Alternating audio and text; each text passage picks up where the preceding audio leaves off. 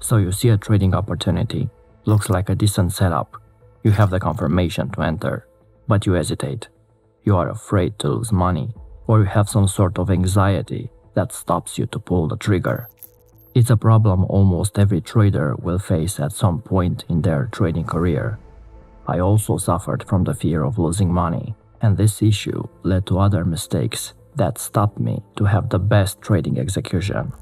Today I'm sharing my process, what I've done to reduce anxiety when trading, and the actual steps I took to improve. Do you think the color of a candle affects you when trading?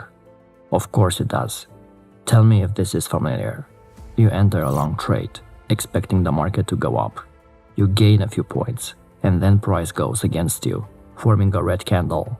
And you start watching the ticks, every down tick in particular, and you focus on the red color of the candle. You get more and more anxious when another red candle forms. This was a big issue for me in my first years. I used to close my trades after a few minutes when I saw several red candles below my entry point. The solution to overcome this is simple.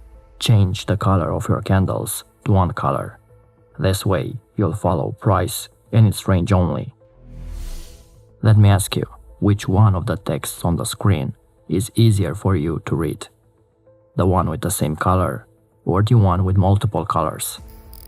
There's a phenomenon in psychology called visual perception. Your brain is always looking for patterns. In trading, when you are using multicolor candles, you are decreasing your ability to detect patterns. Let me repeat, your brain is looking for patterns, and one of the qualities of a pattern is similar colors. Color affects your brain, your emotions, your psychology, potentially your ability to trade. To trade best, it requires you trade in a neutral, unbiased state of mind. Fast-moving red or green candles have made me take bad trades in the past, both on entry and exit. If you are anxious during an open trade, use candles with the same color. So try this simple tip for decreasing your reactivity to price moves. Change the color to anything but red, blue or green, yellow or white candles. Just stay away from red, then get back to me in a week. I find myself more calm when using a single color for up and down candles. Maybe this little brain hack will help you get rid of some anxiety.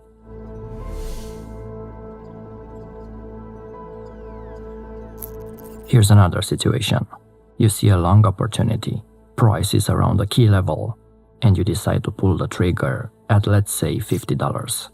Price is at $50.10, and you say to yourself, I'll wait until the market goes down a few cents. The market goes down to $50.02, and you still wait. Then the market goes up to $50.10 again, and you say to yourself, I'm not entering now. It's a worse price than 5 minutes ago. I'll wait until it goes down again. And of course, price never comes back. It goes up without you. And now you're frustrated because you anticipated a move, but your perfectionism stopped you to pull the trigger. The fear of losing money and perfectionism can lead to irrational behavior, overanalyzing, overthinking, and it slowly drains your mental energy. One issue that I've battled with personally was wanting to be perfect in my entries. I was looking for the perfect entry. You know it, one when you enter and price never goes against you, not even 1 point. Being a perfectionist in trading is stressful, and always being on the edge will not help you to make good trading decisions. In most cases, when you wait for the perfect entry, you will realize that you just missed a big move. Trying to accurately time the entry point is a foolish endeavor. Perfection can be your worst enemy in trading and can bring in a lot of stress. Here's the solution to reduce this anxiety. Use ranges instead of exact prices. As a day trader, you won't be able to monitor price movements every minute of the day. This is why you should use price ranges rather than exact prices. This will give you some flexibility. And of course, you still need to be strict with yourself when executing your plan.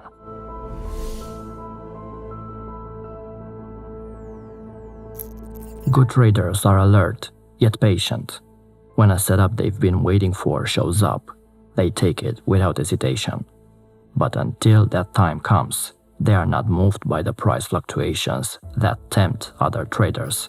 They choose to conserve their energy for the setups they've prepared for and ignore everything else. They don't chase the market, they let the market come to them. The opposite of this is to force trades. You know the feeling when you wait for a trade, you see some activity, and you pull the trigger early, forcing a trade. I was doing this almost every day. Here's the solution. Don't use market orders, and use limit orders instead. Basically, let the market come to you. Once you selected the instruments you want to trade and made your analysis, you must identify the prices where you will buy and sell. Your goal is simply to buy and sell at the best prices, and you use your research to identify the acceptable prices beforehand. Not only this will translate into a better execution, but it will also help you avoid making trades based on emotions. To reduce stress and anxiety, the simple solution is to only take action when conditions are as you expect. Allowing the market come to you is a difficult but valuable skill to learn, so forget about market orders and use limit orders. This will reduce emotional involvement and will stop you to make poor decisions.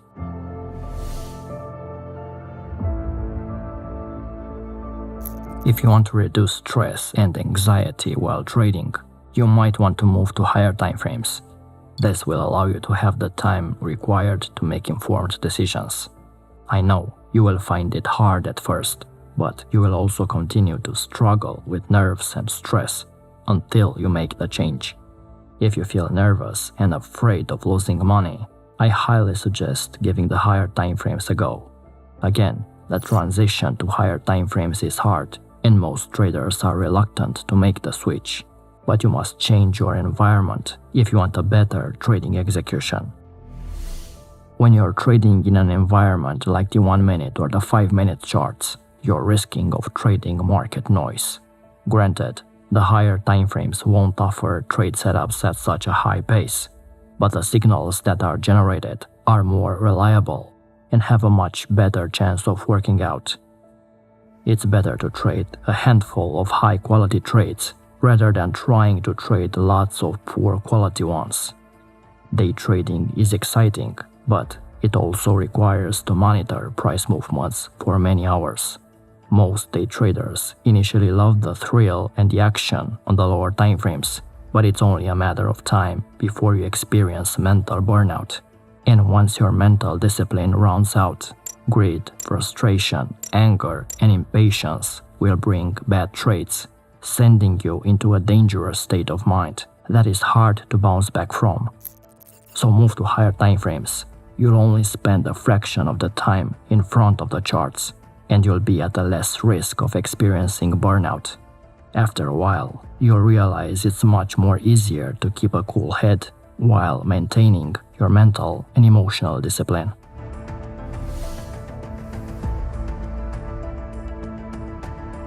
How often did you enter a trade? The setup looked great, and then price went straight to your stop loss before going to your take profit without you. This is probably the most frustrating scenario many traders deal with on a daily basis. Because you fear of losing money, you have the tendency to use small stop losses. You don't want to be wrong, and you try to keep your losses small. But putting your stop too close to the entry candle is a recipe for getting your account chopped to pieces. A narrow stop relies on you to have very accurate, almost perfect entries, and we already talked about perfectionism in trading. If you repeatedly see that your stops get hit before price reverses into your original direction, it's very likely that you place your stops at levels that other traders also use, especially if you trade the obvious price action patterns. My advice, start trading with a wider stop loss and a lower position size, away from your entry. Your position size you're using should be so small that neither a loss nor a winner will affect your mindset and your ability to keep trading. Only then you'll truly focus on the proper execution.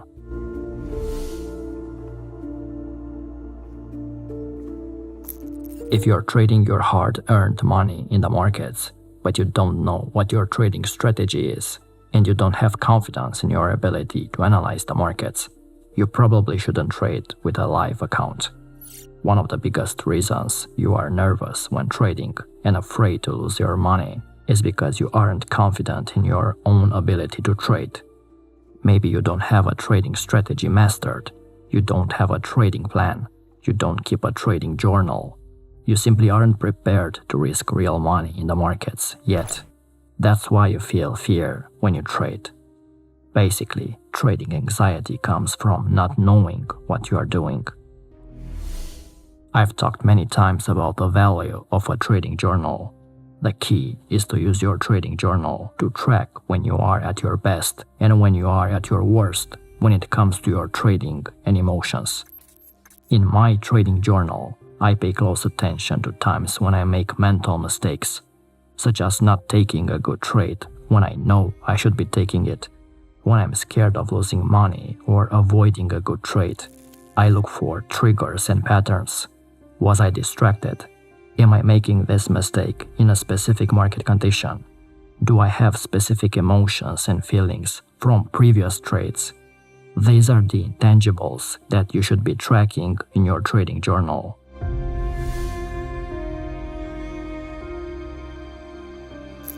Most traders are fixated on the short-term result, making money by clicking a few buttons, and they pay no attention to the process that enables that to happen, making mistakes, learning from them, and correcting them over and over again. Everyone thinks about winning, but few consider the benefits of losing. In my experience, most of my wins can be directly attributed to a big losing trade in the past that I learned from. Making money as a trader is pointless if you don't understand why you're winning, because you can't repeat it. Likewise, losing money is a valuable experience if you understand why you lost. Paradoxically, you can't understand why you're winning without first understanding how you could have lost in the same situation. So change the way you think about losses, because they will point you in the direction of repeatable wins in the future. And check out our Academy program if you want to further level up your trading. Until next time.